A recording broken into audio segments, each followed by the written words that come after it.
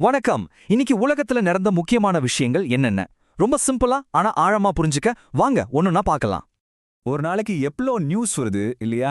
எதை பார்க்கறது எதை விடுறதுனே ஒரே கன்ஃபியூஷன். கவலைப்படாதீங்க, தேவையில்லாத விஷயங்களெல்லாம் தள்ளி வச்சுட்டு உண்மையிலே என்ன முக்கியம்னு அடுத்த சில நிமிஷத்துல நம்ம பார்க்க போறோம். சரி, முதல்ல உலகத்துல என்ன நடக்குதுன்னு பார்ப்போமா? முதல்ல உலக அளவுல என்னென்ன பதட்டமான விஷயங்கள் போயிட்டு இருக்குன்னு பார்க்கலாம். சில நாடுகளுக்கு இடையான உறவுகள்ல ஒரு புது சிக்கலான கட்டம் வந்திருக்குன்னே சொல்லலாம். கிரேட் நிக்கோபார் தீவுல இந்தியா ஒரு புது அவுட்போஸ்ட் அமைச்சிருக்கு. இது இந்து மகாசகரத்துல ஒரு முக்கியமான செஸ் மூவ் மாதிரி பார்க்கப்படுது. ஏன் தெரியுமா? இதனால உலகத்தோட முக்கியமான வர்த்தக பாதைகளை கண்காணிக்க முடியும். அது மட்டும் இல்லாம அந்த பகுதியில சீனா தன்னோட ராணுவ பலத்தை காட்டிட்டு வர்றதுக்கு இந்தியா ஒரு நேரடியான பதிலடி கொடுத்த மாதிரி இருக்கு. அடுத்தது ஆப்கானிஸ்தான் பாகிஸ்தான் பார்டர்ல மறுபடியும் பதற்றம் அதிகமாயிருக்கு. அங்கே நடந்த சண்டையில 6 பாகிஸ்தான் வீரர்கள் இறந்து போயிருக்காங்க. தாலிபான்களுக்கும் பாகிஸ்தான் ராணுவத்துக்கும் நடுல நடந்த இந்த மோதல் ஏற்கனவே அந்த பகுதியில அமைதியில்லாத சூழலை இன்னும் மோசமாக்குது. இது 2 நாட்டு உறவுலையும் ஒரு பெரிய விரிசலை உண்டாக்கலாம். இப்போ அமெரிக்கா ஈரான் விஷயத்துக்கு வருவோம். இது ஒரு சிக்கலான செஸ் கேம் மாதிரி போயிட்டு இருக்கு. பேச்சுவார்த்தை நடத்தலான்னு அமெரிக்கா கிட்ட இருந்து ஒரு கோரிக்கை வந்திருக்கிறதா ஈரான் சொல்லுது. ஆனா அதே சமயம் அமெரிக்கா அவங்க நினைச்ச எதையும் சாதிக்கலைன்னு ஈரான் சொல்றாங்க. இதுல இருந்து மத்திய கிழக்குல நடக்கிற அதிகார போட்டி எவ்வளவு தீவிரமா இருக்குன்னு தெரியுது. நான் ஒரு ரேபிஸ்ட் இல்ல, இது வேற யாரும் இல்ல, டொனால்ட் ட்ரம்ப் சொன்னது. ஒரு டிவி இன்டர்வியூல தான் இப்படி ஆக்ரோஷமா பதில் சொல்லியிருக்காரு. ஒரு மீடியா டின்னர்ல நடந்த துப்பாக்கிச் சூட பத்தி கேட்டதுக்கு இந்த பதில கொடுத்திருக்காரு. இது அமெரிக்க அரசியல்ல ஏற்கனவே இருக்கிற பிரச்சனையை இன்னும் பெருசாக்கியிருக்கு. சரி, உலகத்துல இருந்து நம்ம கவனத்தை இந்தியா பக்கம் திருப்புவோம். இங்க ஒரே நாள்ல வளர்ச்சியும் பார்க்க முடியுது, சில சவால்களையும் பார்க்க முடியுது. அது என்னன்னு பார்க்கலாம். $20 பில்லியன், இது ஒரு பெரிய தொகை இல்லையா?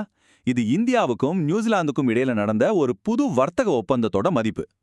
இந்த டீல் மூலமா நமக்கு என்ன நன்மைனா 0% வரி, நம்ம ப்ரொஃபஷனல்ஸ்க்கு விசா, அப்புறம் இந்த பெரிய முதலீடு இதெல்லாம் கிடைக்க போகுது.